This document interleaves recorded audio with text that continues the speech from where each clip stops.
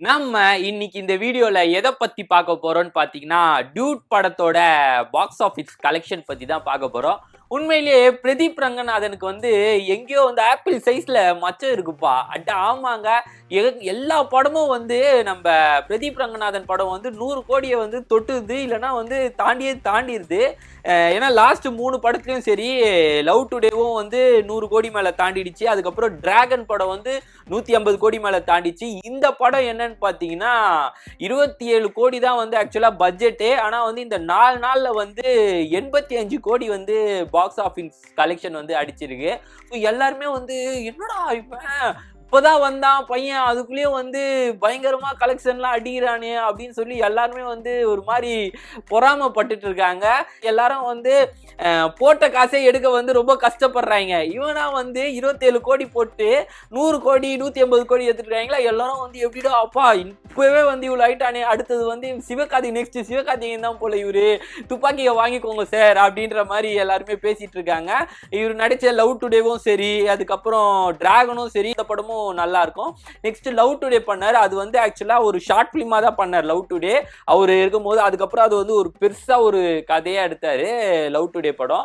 அது வந்து பயங்கர ரெஸ்பான்ஸ். இப்ப இருக்கிற ஜெனரேஷன்ல வந்து இதெல்லாம் பயங்கரமா நடக்குது அப்படின்னு சொல்லி பயங்கர ரெஸ்பான்ஸ். ஒரு நெகட்டிவ் ரிவ்யூவும் வரல, நல்ல கலெக்ஷனும் அடிச்சிச்சு. நெக்ஸ்ட் டிராகன் படம் வந்து அதே மாதிரி செம்ம ஹிட்டு, வேற லெவலா இருக்கும். அது அப்போ வந்து அந்த ஜெனரேஷனுக்கு வந்து செம்ம மெசேஜ் அப்படின்னு சொல்லி சூப்பராகவே எடுத்துறாங்க, நல்ல கலெக்ஷன் வச்சிச்சு.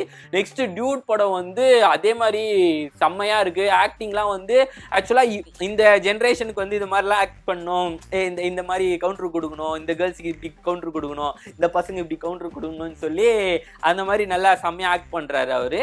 ஆக்சுவலா இந்த படத்தோட ரிவ்யூ எப்படி வந்ததுன்னு பாத்தீங்கன்னா, ஒரு பாசிட்டிவாகவும் வந்தது, ஒரு சைடு வந்து ரொம்ப நெகட்டிவாகவும் வந்தது. பாசிட்டிவா என்ன வந்ததுன்னா, பாசிட்டிவ் ஃபுல்லா வந்து ஃபேமிலியே இல்லை, இந்த 2K கிட்ஸ் தான் ஃபுல்லா வந்து பாசிட்டிவ் ரிவ்யூ கொடுத்தாங்க. என்ன கொடுத்தாங்கன்னா, படம் வந்து செம்ம மெசேஜ்னா, பயங்கர கண்டென்ட்னா, அது பொண்ணுங்களாம் பார்க்கணும்னா, அந்த படம் பசங்களாம் பார்க்கணும்னா அப்போதானா புரியும், செம்ம மெசேஜ்னா, ஃபேமிலிலாம் பார்க்கணும்னா, செம்ம காமெடினா, இது படம் மியூசிக் வேற லெவல்னா, அந்த மாதிரி கொடுத்துருந்தாங்க. பரவாயில்லையே சூப்பரா இருக்கே அப்படின்னு சொல்லி இருந்தா, அதுக்கப்புறம் ஒரு சைடு வந்து நெகட்டிவ் ரிவ்யூ கொடுக்க ஆரம்பிச்சுட்டாங்க. என்னன்னா, இதெல்லாம் ஒரு கண்டென்ட்டாடா, இந்த மாதிரிலாம் வந்து எங்கேயுமே நடக்காது, யாருக்குமே நடக்காது இந்த மாதிரிலாம், இது ஒரு காமெடி ஓகே, மற்றபடி கண்டென்ட் இது கலாச்சார கன்றாவி, இது கண்டென்ட் அப்படின்ற மாதிரி ஒரு சைடு ஃபேமிலியும் திட்டிருந்தாங்க. ஓரளவுக்கு இந்த 90s கிட் 80s கிட்லாம் இருப்பாங்களே நம்ம ஆளுங்க, அவங்களாம் வந்து இதெல்லாம் ஒரு கதையாடா அப்படின்னு சொல்லி திட்டிட்டு இருந்தாங்க. ஏதோ தாலியை மாட்டுறது அது மாட்டுறது ஏதோ போல, அதனால வந்து ஒரு சைடு போயிட்டு இருக்கு. ஆனாலும் பயங்கரமா கலெக்ஷன் அடிச்சிட்டாங்க இந்த தீபாவளி டைம்ல. ஸோ நெக்ஸ்ட் வந்து பைசன் படம் ரிலீஸ் ஆச்சு. அந்த படம் வந்து ஆக்சுவலா எந்த நெகட்டிவ் ரிவ்யூவும் வரல, அந்த படத்தோட ஃபுல்லா பாசிட்டிவ் ரிவ்யூ தான் வந்தது. அந்த படம் எவ்வளவு கலெக்ஷன் அடிச்சிருக்குன்னா, இந்த 4 நாள்ல 45 கோடி அடிச்சிருக்கு. ஆக்சுவலா வந்து டியூட் படம் போறதுக்கு பைசன் படம் போலாம், அவ்வளோ சூப்பரா எடுத்திருக்காங்க அந்த படத்தை. உண்மை கதை வேற, ஆக்சுவலா அது நடந்த உண்மை கதை. ஆக்டிங்கும் சரி எல்லாருமே பயங்கரமா எடுத்திருக்காங்க. நெக்ஸ்ட் வந்து டீசல் படம், அந்த படமும் வந்து நல்லா இருக்குன்ற மாதிரி சொல்றாங்க, மிக்ஸ்டு ரிவ்யூ தான் வருது. ஆனா வந்து பட்ஜெட் வந்து ரொம்ப கலெக்ஷன் ரொம்ப பெருசா அடிக்கல, 4 கோடியோ தான் இந்த 4 நாள் அடிச்சிருக்கு. ஸோ டியூட் படம் தான் இந்த தீபாவளிக்கு வெற்றியே இருக்கு. 85 கோடி ஆக்சுவலா இன்னும் அடிக்கும் கண்டிப்பா.